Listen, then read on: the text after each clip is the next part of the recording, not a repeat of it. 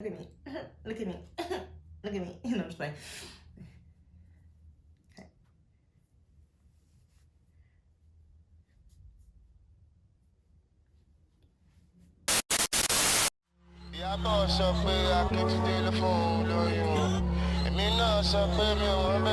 Hey everyone, welcome back to my channel. It's your girl Venetia Angus, and today is the first episode of Feel Good Fridays. And I'm super excited because we're going to be covering a topic that has helped me get through transitions in my life, and hopefully it will help you do the same. I'm gonna do the same that I do.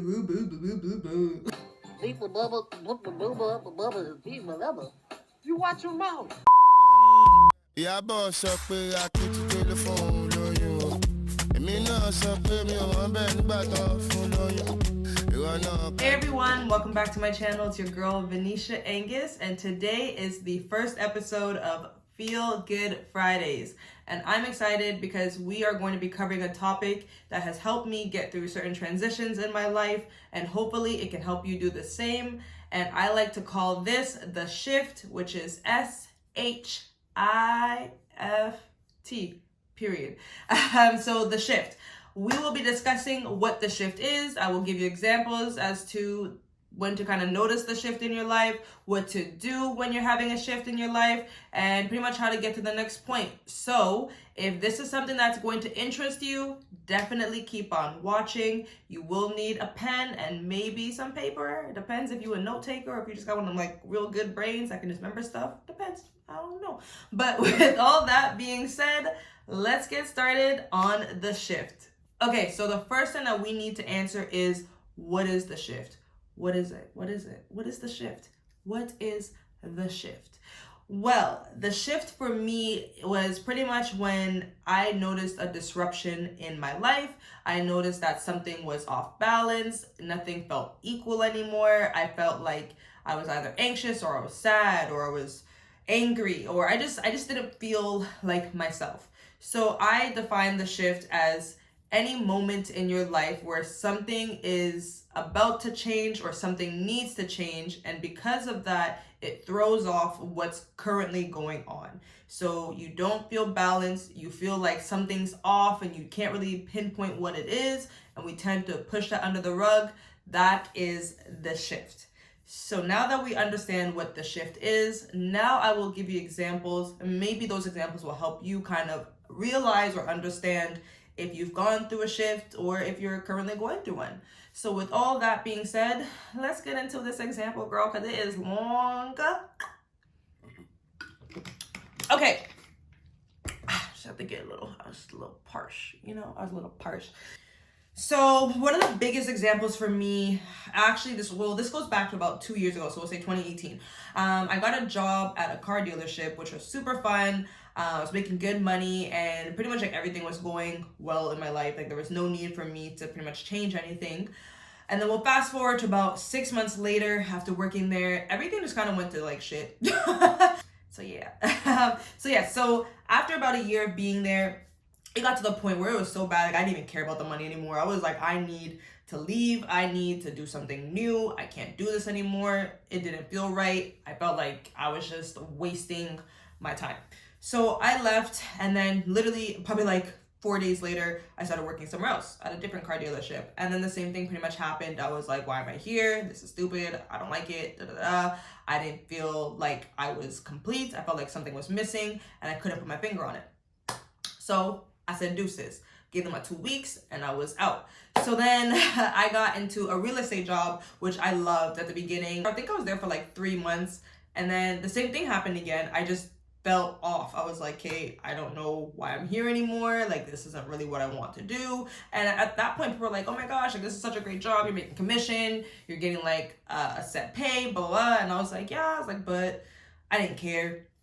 And with all this being said, I took a year off of school. So I wasn't in school at the time. I took the year off. And then, so I didn't care. And I was like, I just need to do something different. So I left. I finally took some time off to myself and just chilled. Didn't rush anything. I actually decided that I was going to go back to school in September. During the time in school, I was like, you know what? I don't feel like working. I was like, I'm just going to focus on school. It's like, it's my last year. I'm just going to get through it. and like just be done with school and be able to get to the next point in my life. So as I'm in school, again, same thing happened. Started getting anxious. I was like, why am I here? I don't like it. I feel like this isn't for me. This isn't what I'm supposed to do with my life right now. But I was like, okay, you know what? Like, you're almost there. It's only a year. And like, I was like, the way I was hyping myself up, I was like, oh, it's only a year. And I was like, well, technically it's only 4 months each semester. So it's only 8 months. And I was like, but you get breaks. I'm like, yeah, it's only 7 months. And I'm like, I bet I can do 7 months. 7 months is easy. In February, I literally was at the point where I was like, things just didn't feel good for myself. And I didn't understand why. And for the longest time, like I've been like on and off wanting to move out from like my mom's home. And I was like, okay, well, I'm almost done school. Like, this is the perfect time for me to do it. And this has probably been about like 2 to 3 years of wanting to move out. So I finally was like, you know what? I'm going to look for places. I don't feel good being at home. And it has nothing to do with my family. Like, I love my family, but something just didn't feel right to me. So I was like, I need to move out. So I remember coming and looking for places, and then I found the place that I'm actually in now. Baby, let me tell you, best decision I've ever made in my life. If I told you the way I had to finesse, you wouldn't even understand. I had to finesse to get this place, and that's why I'm like so grateful, because I'm like, if it was meant to be, it would have been, and it happened. So I was like, you know what, this was meant to happen. So I remember getting the place and I was like, oh my gosh, this is crazy. I'm about to be at the next point in my life. And the minute I moved in, I kid you not, it's like all those things that were bothering me just disappeared. And then I would say about 2 to 3 weeks ago, maybe a month ago, something else started to change in my life, and I didn't understand what it was. I literally like started feeling anxious again. I started getting sad again. I started being like, not depressed, but like super angry. And I just felt like I was missing something. And then randomly, I was like, I'm missing God in my life. Like, little things kept, like, not just randomly, but like little things kept on happening in my life that kind of led up to it. And like, I was just seeking certain things that like, I feel like if I had God, I wouldn't be seeking. And I got to the point where I was like, oh my gosh, I was like, I'm missing God in my life. I was like, I think that's what it is. I was like, my spiritual connection isn't as strong as it used to be when I was younger. So I made the executive decision. I had to boss up and make some changes in my life. So I had to kind of take a step back from a lot of people that are in my life, and pretty much change a lot of the things that I was doing before to get to the point that I'm at now, and really just focus on inner growth, focus on getting closer to God, focus on my spiritual connection. And honestly, this has probably been the best that I've been in a while. So for me, I realized that the one thing that was missing was God. And not just like God, but like just the overall spiritual journey, I guess. So yeah, so those are examples of shifts occurring in my life. And now we're just gonna get into what to do when a shift happens in your life, or how to even recognize it, and pretty much like how to act on it to get to the next point. So there were a few steps that I had to take to even like recognize the shift. And that pretty much was like jotting everything down. So for me, I again would feel like anxious, I would feel sad, I would just feel like something was off within myself. And instead of ignoring that feeling, I would actually kind of like dig deeper and try to like understand why that feeling was there. So what I did was I wrote down everything. I have a journal, and I'd be like, May, whatever, I felt like this. And then I'd also write down what occurred during that time that kind of made me feel that way. So I would keep notes of everything when those moments would occur. And if they occurred on multiple days or whatever the case is, I would kind of like look back and be like, are there any correlations between the two?